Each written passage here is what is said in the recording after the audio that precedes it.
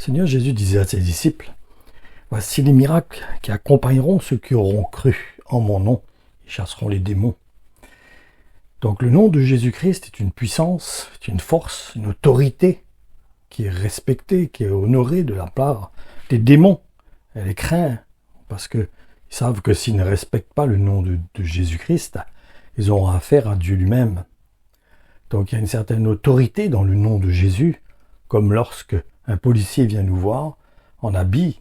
Quand il est habillé, nous respectons son autorité. Nous le savons, nous avons intérêt, c'est de notre intérêt de respecter l'autorité qu'il représente. Et Jésus-Christ était l'autorité de Dieu. Et nous, en tant que disciples de Jésus-Christ, nous sommes nous aussi l'autorité de Dieu. Nous représentons Jésus-Christ, nous sommes envoyés en son nom. Mais au fait, est-ce que vous pouvez me dire pourquoi les mauvais esprits doivent se soumettre au nom de Jésus-Christ? Et est-ce que vous avez remarqué que ce n'est pas au nom de Dieu qu'ils se soumettent, même lorsque c'est prononcé sous la forme hébraïque, mais en réalité, c'est à celui de Jésus, lorsqu'il est prononcé en français ou même sous la forme hébraïque, n'importe. Sans oublier que ce nom est celui du Fils unique de Dieu venu en chair. De plus, saviez-vous que le nom en grec de Jésus, qui est Lésos, qui est traduit par Josué en français, était celui du grand prêtre de l'Ancien Testament? Nous pouvons aussi constater que ce n'est pas tout le monde qui peut utiliser le nom de Jésus pour chasser les mauvais esprits. En effet, nous le voyons dans l'exemple des 7 fils d'un certain Sceva, qui était un chef des prêtres juifs et qui ont été battus presque à mort par un mauvais esprit. Voyons cela dans Actes 19:15. Et pour eux, cela venait du fait qu'ils avaient voulu chasser le mauvais esprit au nom de Jésus. Mais celui-ci leur a répondu, « Jésus, je le connais, Paul, je sais qui c'est, mais vous, qui êtes-vous » En réalité, ce qui importe et que nous devons comprendre réellement, ce n'est pas de chasser les démons au nom de Yeshua, en hébreu ou en grec, qui est Lésus, qui est traduit en français par Jésus, qui importe. Mais ce qui compte, c'est d'être un avec lui, comme lui-même était un avec son Père. C'est ça qui faisait que la puissance sortait de lui et guérissait les malades. Ou Pierre aussi, qui disait que même le mouchoir suffisait pour que des gens soient guéris au travers de son mouchoir. Même son ombre, disait seulement son ombre faisait que les gens étaient guéris. C'était pas long, bien sûr, mais c'était son passage, le fait qu'il passait à côté de certaines personnes qui étaient malades, ceux-ci étaient guéris. C'est pas lui qui priait, il n'imposait pas les mains à ces personnes, la Bible nous dit. C'était simplement le fait de passer, les personnes étaient guéries, comme Jésus, quand il a touché le bord du vêtement, la femme a touché le bord de son vêtement et qu'il a dit « une puissance est sortie de moi ». C'est pareil vis-à-vis de Pierre. Lorsqu'il circulait, les gens étaient guéris alors qu'il n'imposait pas les mains à personne. L'onction, la présence du Saint-Esprit en lui était suffisante pour permettre aux gens qui le côtoyaient d'être guéris. Et n'oublions pas que c'est la soumission que Jésus a manifestée envers son Père qui lui a valu d'être assis à sa droite. Et qui va aussi lui permettre de retrouver la place qu'il avait avant de venir dans un corps identique au nôtre. Il y a un point qu'il ne faut pas non plus négliger. C'est celui de reconnaître l'œuvre que Dieu a demandé à son Fils d'accomplir, et qui lui a permis de restaurer la communion qu'il avait avec l'homme, avant qu'Adam et Ève aient désobéi. Il y a un autre point qui est aussi capital à comprendre. C'est celui qui consiste à reconnaître qui est celui que Dieu a envoyé pour mettre en œuvre son plan, qui est Jésus, son Fils unique, qui est venu dans un corps semblable au nôtre. N'oublions pas cela, car il est le premier de toutes choses.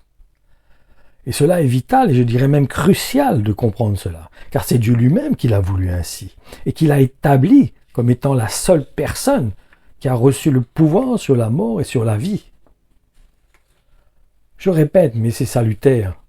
Il est le seul qui ait reçu le pouvoir de vie ou de mort sur chaque être humain. C'est dans ce sens, je profite pour vous exhorter tous ceux qui enseignent que Jésus et Dieu le Père seraient les mêmes personnes, de considérer la position particulière de Jésus. En effet, c'est à lui que Dieu a donné cette responsabilité de donner des ordres, de permettre à ceux de rentrer dans le royaume de Dieu et à ceux qui n'iront pas dans le royaume de Dieu, mais qui iront dans les temps de feu. N'oublions pas, ne négligeons pas cela. C'est vital. C'est comme, par exemple, nous allons dans un bureau, nous avons besoin de recevoir des documents ou d'avoir une occasion, une opportunité d'occasion quelconque. Ben, nous allons faire attention à ce que nous disons, nous allons porter attention à la personne qui va s'occuper de notre dossier. Parce que nous savons que, ben, quelque part, le résultat va dépendre un peu de sa volonté de cette personne. Donc, considérons vraiment la position de Jésus-Christ, ce qu'il est. Que Dieu le Père lui a donné toute autorité, tout pouvoir. Jusqu'au temps marqué où tout sera rétabli, où il a dit que là, il remettra tout à son Père. Donc comprenons cela, saisissons que la place de Jésus-Christ est particulière. Ça n'a rien à voir avec le Père. Ce qu'il accomplit actuellement est une œuvre spéciale. Il arrivera un temps où il a dit lui-même qu'il remettra toute autorité à son Père quand tout sera accompli. Il reprendra sa place sur le trône à la droite de Dieu. Mais pour l'instant, il est à droite de Dieu. Il n'est pas à la droite de son Père, il est à droite de Dieu. Et il est une position d'autorité. Il a autorité sur toute chose. Acte 10.42 nous dit, à présent, il nous a donné l'ordre de prêcher au peuple et de proclamer solennellement que c'est lui que Dieu a désigné pour juger les vivants et les morts. C'est lui que Dieu a désigné pour juger les vivants et les morts. Du reste, nous avons un témoin essentiel qu'il faut prendre en considération, qui est la personne de Jean-Baptiste et qui atteste que Jésus est bien le Messie. Sans oublier que c'est quand nous acceptons de nous identifier à Jésus-Christ que nous recevons le Saint-Esprit en nous. Et cela, Jean-Baptiste l'a signalé. C'était les directives que Dieu lui avait données. Voyons cela dans Jean 1, 33 et 34. Jean-Baptiste dit de lui, « Je ne l'ai pas reconnu de moi-même. » C'est pas lui qui l'a reconnu, il ne savait pas. Pour lui, c'était quelqu'un comme tous les autres. Mais Dieu lui avait dit que il avait envoyé baptiser dans l'eau, m'avait dit, tu verras l'Esprit descendre et se poser sur un homme. Sur un homme. C'est lui qui baptisera dans le Saint-Esprit. Or cela, je l'ai vu de mes yeux et je l'atteste solennellement. Cet homme est le Fils de Dieu. Il dit que le signe, c'était qu'il y aurait une colombe qui allait descendre sur lui. Nous allons voir cela dans Marc 1, 10, 11. Au moment où Jésus sort de l'eau, il voit le ciel s'ouvrir. Et il voit l'Esprit Saint descendre sur lui comme une colombe. Une voix vient du ciel et lui dit, « Tu es mon fils très aimé.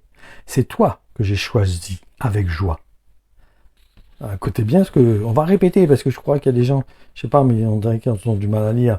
Au moment où Jésus sort de l'eau, il voit le ciel s'ouvrir. Il voit l'Esprit Saint descendre sur lui comme une colombe.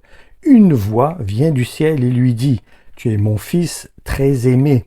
C'est toi que j'ai choisi avec joie. » Il y a un autre point que nous ne devons pas négliger, c'est celui du rôle du diable. C'est très important de saisir cela, parce que nous voyons c'est les résultats, ses œuvres, et ce qu'il est capable de faire. Il ne faut pas négliger quand même son rayon d'action et sa manière d'agir. En effet, il mettra tout en œuvre pour diminuer la personne qui est venue en tant que Messie. Jusqu'à même se déguiser en ange de lumière, la parole de Dieu nous dit. Et c'est ce qui se passe aujourd'hui. En effet, beaucoup de serviteurs de Dieu se sont laissés séduire par le diable, c'est évident, il faut être réaliste, il faut reconnaître cela. Pour certains d'entre eux, le diable a utilisé l'appât du gain pour lui détourner l'évangile pur, d'autres c'est au travers des femmes, et d'autres encore c'est par la gloire. C'est pour cela que Jésus-Christ nous a avertis que nous avons besoin de reconnaître ceux qui sont ses serviteurs. Et pour cela, nous devons regarder les fruits qu'ils portent. Mais malheureusement, il est vrai que beaucoup de chrétiens sont trop émotionnels. Et malheureusement encore, ils n'arrivent pas à prendre position pour l'évangile. Ce n'est pas clair dans leur cœur. Ils ne sont pas prêts à lutter pour l'évangile. Ils ne sont pas prêts à défendre l'évangile. À vraiment se positionner pour l'évangile pur. Et ne rien compromettre, ne pas changer quoi que ce soit dans l'évangile. Beaucoup se laissent séduire et ils tordent certains sens de l'évangile de Christ. Il faut savoir aussi que le réel serviteur de Dieu n'aura dans sa bouche que le nom de Jésus de Nazareth à prononcer. et donc à mettre au centre de ses enseignements. Il ne fera pas ombrage à Jésus-Christ. Et entre parenthèses, c'est dans ce sens que je vous encourage à reconnaître les faux enseignants, comme ceux qui se comportent comme des coachs. Ils agissent comme des professeurs, ils donnent des leçons.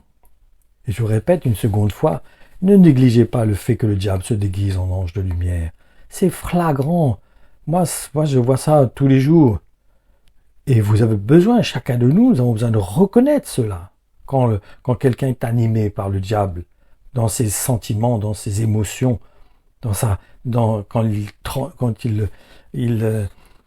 il malmène la parole de Dieu, lorsqu'il la dilue, lorsqu'il la transforme. Il faut faire attention. Et à votre avis, pourquoi Jésus-Christ a donné cette injonction à l'apôtre Pierre quand il a dit « Arrière de moi, Satan » ? Tout simplement parce que le diable peut influencer les pensées de n'importe qui. C'est pour cela que Jésus-Christ a instauré son Église, pour le représenter. Car Jésus-Christ doit être la pièce maîtresse, celle qui est la principale de tout enseignement, l'élément prépondérant. Effectivement, c'est lui que Dieu a voulu envoyer pour exécuter l'œuvre qu'il avait décrété d'accomplir depuis toujours.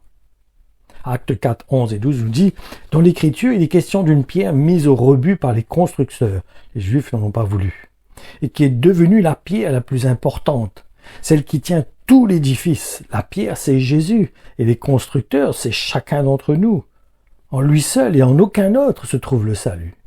Dans le monde entier, parmi tous les noms donnés aux hommes, il n'en existe aucun autre par lequel nous puissions être sauvés. » Ma conclusion, je pourrais donner l'exemple d'une recette comme celle des gâteaux, car en effet, il y aura toujours un élément de base dans les gâteaux, ce qui est la farine. Et l'élément de base qui concerne tout enseignement, c'est la personne de Jésus, le Christ venu en chair, qui a été crucifié, que son Père a ressuscité. Et aussi, nous ne devons pas négliger le point sur lequel il a confié la responsabilité à ses apôtres de transmettre ses enseignements. C'est la base, c'est comme si la fondation, c'est le moyen de connaître comment grandir en Christ, comment s'établir en Jésus-Christ. Donc nous n'avons rien, absolument rien à changer dans les enseignements qui ont été communiqués par les premiers apôtres. Rien, un iota n'a pas à être changé. Nous n'avons pas, nous, à faire notre sauce, à reprendre les éléments comme une recette, on prend les éléments, les ingrédients, et des fois on peut modifier, faire à notre guise pour que le résultat change. Mais dans l'évangile, on ne peut pas faire cela. Chaque ingrédient de l'évangile doit rester identique. Je ne peux rien changer. Je ne peux même pas changer un grain dedans. Je ne peux pas changer un point sur un i. Pourquoi ? Parce que c'est la base, c'est le fondement. Et attention de modifier ou d'arranger par notre convenance et se croire que c'est possible, je peux. Vous savez, je pense à ça dans cette semaine. On peut penser beaucoup de choses, de croire que notre façon de voir, notre conception, c'est OK. Et qu'en fait, on est complètement à côté de la plaque. C'est pour cela qu'il y a l'Église. C'est pour ça qu'il y a des ministères. C'est pour ça qu'il y a les apôtres, les prophètes, les évangélistes, les pasteurs, les docteurs, les enseignants. C'est tous ces ministères où Dieu leur a confié une responsabilité pour emmener le corps de Christ à grandir dans un bon établissement. C'est pour cela qu'il faut respecter cela, honorer cela. Mais comme je disais tout à l'heure, attention, il faut bien s'assurer que les fruits qu'ils portent soient en correspondance, en accord avec la parole de Dieu. Parce que le diable, je répète, qu'il aiguise en ange de lumière. Donc faisons attention, ne tombons pas dans tous les pièges. Mais, soyons comme les chrétiens de Béret, vérifions dans la parole de Dieu si ce qui est communiqué est vraiment en accord avec la parole de Dieu. Et le Saint-Esprit nous aidera dans ce sens. Écoutons le témoignage du Saint-Esprit dans notre cœur et non nos émotions. Considérons, rentrons dans notre chambre quand je dois rentrer régulièrement dans ma chambre et considérer la voix de l'Esprit dans mon cœur, ce qui lui veut témoigner à mon cœur dans ce que je vis, dans ce que j'écoute, dans la marche que je vis. C'est très important, très très très important. Soyez bénis, que sa parole encore vous édifie, vous établisse, vous affermisse et vous emmène réellement à comprendre le plan de Dieu. Comme l'apôtre Paul disait, je vous ai dépeint Jésus-Christ crucifié. Comprenons qui est Jésus-Christ, qui est la personne de Jésus-Christ. Soyez bénis.